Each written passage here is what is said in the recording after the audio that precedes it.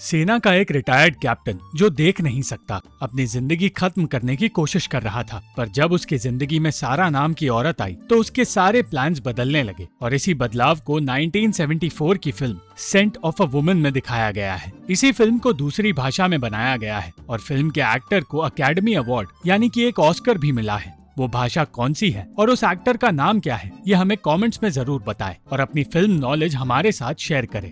चीचियो नाम का लड़का इटालियन सेना का एक कैडेट है जिसे एक बूढ़े रिटायर्ड कैप्टन के पास काम करने के लिए भेजा गया है। कैप्टन फॉस्टो के घर पहुंचते ही चीचियो को पता चला कि फॉस्टो और उसकी मौसी को जरा सी भी गंदगी पसंद नहीं और फॉस्टो की मौसी ये देखकर हैरान थी कि इस काम के लिए सेना ने एक बच्चे को भेजा है। उन्होंने बताया कि 7 साल पहले जंग के दौरान फॉस्टो ने अपनी आंखें खो दी थी और उस दिन से वो अपनी जिंदगी अकेलेपन में बिता रहा है। उन्होंने ये भी समझाया कि फॉस्टो एक बुरा आदमी नहीं, पर चीचियो को इस बात का ध्यान रखना होगा कि वो कभी फॉस्टो से ना तो बहस करे और ना ही उसे कैप्टन कहकर बुलाए। जल्द ही चीचियो फॉस्टो से मिला और उसे समझ आ गया कि फॉस्टो एक ऐसा खड़ूस आदमी है जिसका एक हाथ काम नहीं करता। एक बार के लिए चीचियो को लगा कि फॉस्टो की आंखें सही सलामत है, पर ऐसा नहीं था। उसी वक्त से चीचियो को समझ आया कि उसका काम फॉस्टो को एक ट्रिप पर संभालने का काम है और ये काम बिल्कुल भी आसान नहीं होने वाला। चीचियो ये नहीं जानता था कि फॉस्टो के कुछ निजी इरादे हैं जो वो इस ट्रिप पर पूरा करना चाहता है। अगली सुबह वो दोनों ट्रिप के लिए निकले और सफर की शुरुआत में फॉस्टो चीचियो का हुलिया समझने की कोशिश करने लगा। अचानक फॉस्टो को औरतों की महक आई और वो चीचियो से कहने लगा कि उसे वहाँ मौजूद औरतों का हुलिया उसे बताना होगा। फॉस्टो चाहता था कि इस पूरे सफर में चीचियो उसे औरतों के बारे में सब कुछ बताता रहे, क्योंकि वो आंखें खोने के बाद सबसे ज्यादा औरतों को देखना मिस कर रहा है। फॉस्टो ने कहा कि जेनोवा में पहुंचते ही चीचियो अपनी यूनिफॉर्म निकालकर सिविलियन कपड़े पहनेगा और फॉस्टो ने उसे नए कपड़े दिलाए। नए कपड़े पहनाते ही फॉस्टो ने उसे उसका काम शुरू करने के लिए कहा, पर चीचियो उसे आसपास की खूबसूरती और मौसम के बारे में बताने लगा, जबकि फॉस्टो को सिर्फ लड़कियों की खूबसूरती के बारे में सुनना था। वो महक से ये समझ गया कि आसपास लड़कियां मौजूद है, पर चीचियो का ध्यान उन लड़कियों पर था ही नहीं। उसकी इस भोली भाली पर्सनालिटी से फॉस्टो परेशान हो गया और सब कुछ छोड़कर उसे वापस होटल में ले गया। होटल में चीचियो को एक अमेरिकन लड़की नजर आई और उसे देखते ही वो फॉस्टो को छोड़कर उस लड़की के पास चला गया। जब फॉस्टो को ये बात पता चली तो वो नाराज हो गया और उसने कह दिया कि चीचियो को अमेरिकन से दूर रहना चाहिए। चीचियो फॉस्टो से परेशान होने लगा था और उससे बदला लेने के लिए उसने फॉस्टो को गिराने का इंतजाम किया।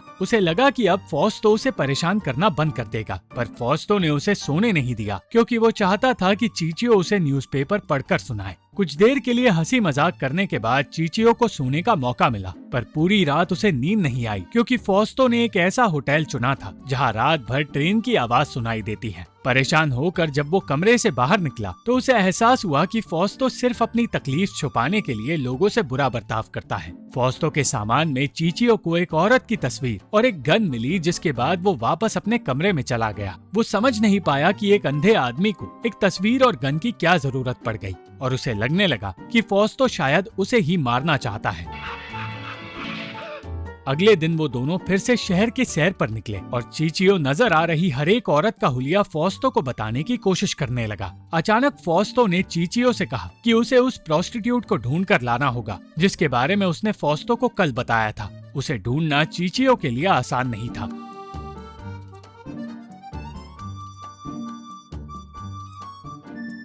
मगर एक प्रोस्टिट्यूट उसे मीरका नाम की औरत के पास ले गई जो फॉस्टो से मिलने के लिए राजी हो गई। चीचियो फॉस्टो को उस जगह ले जाने लगा जहां मीरका ने उन्हें आने के लिए कहा था। जब फॉस्टो मीरका के पास गया तब चीचियो वहां से दूर चला गया और उसे मीरका की बेटी और उसका कछुआ नजर आए। वक्त बीता और मीरका ने चीचियो को बताया कि फॉस्टो ने उसे जरूरत से ज्यादा पैसे दिए हैं और कुछ देर बाद एक औरत अपने बेटे को लेकर वहां आ पहुंची। ये सब कुछ देखकर चीचियो अजीब सा महसूस करने लगा और जल्द ही उसे वहां से निकलने का मौका मिल गया। चीचियो अब ये समझने की कोशिश करने लगा कि फॉस्टो के लिए जिंदगी कैसी होगी और तब फॉस्टो चीचियो से उसकी निजी जिंदगी के बारे में पूछने लगा। चीचियो को ये बात अच्छी नहीं लगी कि फॉस्टो उसकी जिंदगी में दखल अंदाजी करना चाहता है, पर वो फॉस्टो से कुछ कह नहीं पाया। तब वहाँ एक आदमी आकर बैठ गया और उसे वहाँ से भगाने के लिए फॉस्टो कहने लगा कि उस आदमी से आ रही महक किसी औरत जैसी है। इतना ही नहीं, वो ऐसी बातें कहने लगा जिन्हें सुनकर वो आदमी डर कर वहाँ से भाग निकला। फॉस्तो खुद भी ऐसा बर्ताव नहीं करना चाहता था, मगर वो अपने आप को कभी बदतमीजी करने से रोक नहीं पाता।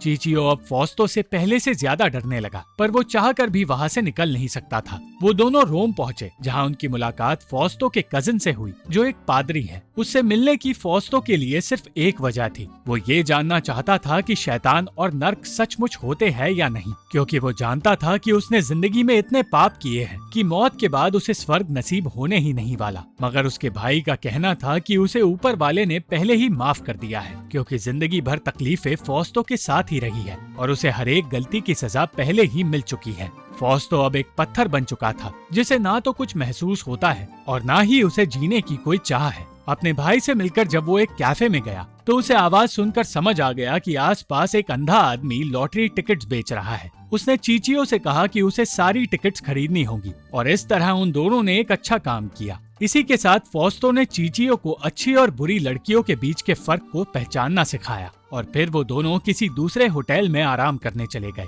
चीचियो को धीरे धीरे एहसास होने लगा कि उसके आसपास की दुनिया बदलने लगी है और जवान लोगों के लिए सच्चा प्यार ढूंढना नामुमकिन हो गया है। उसकी अपनी गर्लफ्रेंड डायना भी उसे भूल गई थी, इसलिए वो पहले से ज्यादा निराश हो गया। फॉस्तो ऐसे मजे कर रहा था जैसे कि उसका आखिरी दिन हो और वो अपनी आंखों की कंडीशन छुपाकर अनजान लोगों से लड़ने लगा, मगर इसका अंजाम चीचियो को भुगतना पड़ा।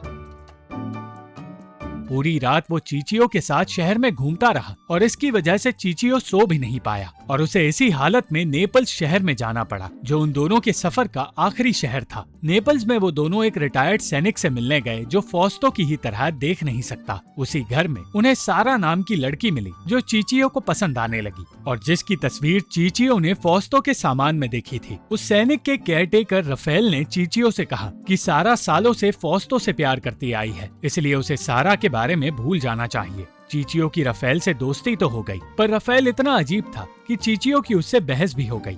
कुछ देर बाद चीचियो ने बातें करते हुए सारा को बताया कि वो उसे पसंद करने लगा है और दूसरी ओर फॉस्तो घर में मौजूद दूसरी लड़कियों के साथ वक्त बिताने लगा। सारा ये जानना चाहती थी कि फॉस्तो उसके बारे में बात करता है या नहीं, और तब चीचियो ने उसे बताया कि उसकी बैग में सारा की एक तस्वीर है। ये सुनकर खुशी खुशी सारा फॉस्तो के पास चली गई, पर फॉस्तो सारा को अपने पास भी नहीं आने देना चाहता था, इसलिए उसने चीचियो को अपने पास बुला लिया। उसने सारा को वहाँ से दूर जाने के लिए कहा और वो ऐसा इसलिए कर रहा था क्योंकि वो नहीं चाहता था कि सारा एक ऐसे आदमी से प्यार करे जो उसे देख तक नहीं सकता। कोई नहीं जानता था कि फॉस्तो अपने सफर के अंत में नेपल्स क्यों आया है। ये राज सिर्फ उसका दोस्त जानता था, इसलिए वो खुश नहीं था। अगले दिन कुछ देर के लिए माहौल बेहतर हुआ जब एक अजीब सा कर्नल उन सबसे मिलने आया। उसकी अजीब बातों ने सबको हंसाया और फिर चीचियो को वहाँ से दूर ले जाकर सारा ने उसे बताया कि वो ये समझ नहीं पा रही कि फॉस्तो के दिमाग में क्या चल रहा है। वो किसी भी हाल में फॉस्तो को पाना चाहती थी, क्योंकि उसे फॉस्तो से तब से प्यार है जब से वो उससे पहली बार मिली थी।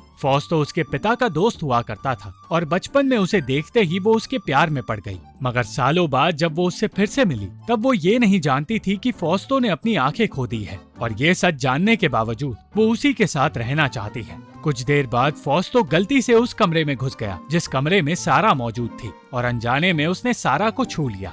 जैसे ही उसे एहसास हुआ कि उसके सामने सारा है, तो उसने जानबूझकर एक भद्दी बात कह दी और सारा उससे नफरत करने लगी। उस शाम फॉस्तो ने हर किसी के साथ अपना जन्मदिन मनाया, पर सारा को इस जश्न का हिस्सा नहीं बनना था। उसे फॉस्तो की भद्दी बातें और हरकतें बिल्कुल पसंद नहीं आ रही थी।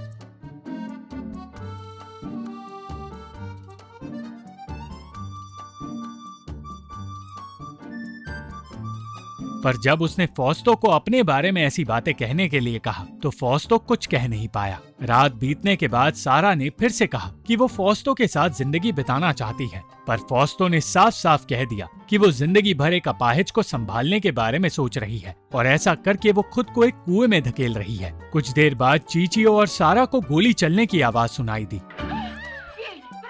और तब उन्हें पता चला कि फॉस्तो ने खुद की जान नहीं ली, बल्कि उसने अपने दोस्त पर गोलियां चलाई है। सारा को सिर्फ और सिर्फ फॉस्तो की फिक्र थी, इसलिए चीचियो की मदद से वो उसे अपनी माँ के घर की ओर ले जाने लगी ताकि पुलिस को ना तो उस पर शक हो और ना ही वो उसे ढूंढ पाए। शहर से दूर वो फॉस्तो को एक ऐसे घर में ले गई जिसके बारे में कोई नहीं जानता और दूसरी ओर फॉस्तो का दोस्त जिंदा बच गया और होश में आते ही फॉस्तो के बारे में पूछने लगा। पुलिस को ये बताया गया कि वो आदमी सिर्फ अपनी बंदूक साफ कर रहा था और क्योंकि उसकी आंखें नहीं है इसलिए उससे गलती से गोलियां चल गई। पर सच ये था कि फॉस्तो के दोस्त ने खुद अपनी जान देने की कोशिश की थी।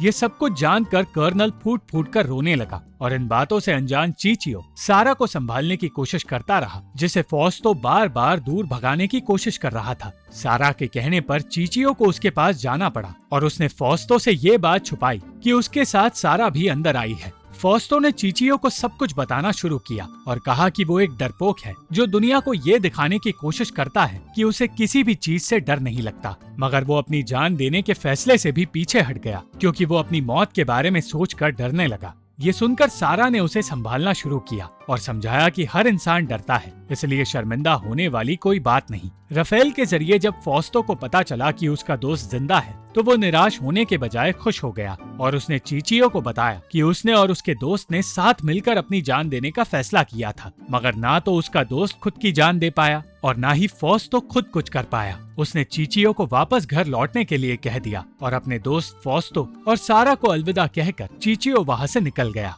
इस सफर के अंत में चीचियो के साथ साथ फॉस्तो भी बदल गया और आखिर में उसने फैसला कर लिया कि वो सारा को अपनाएगा और अपनी आगे की जिंदगी उसी के साथ बिताएगा। Thank you for watching this video. अगर आपको ये वीडियो पसंद आई तो इस वीडियो को लाइक, शेयर और इस वीडियो पर कमेंट जरूर करें और इस चैनल को सब्सक्राइब करना मत भूलना।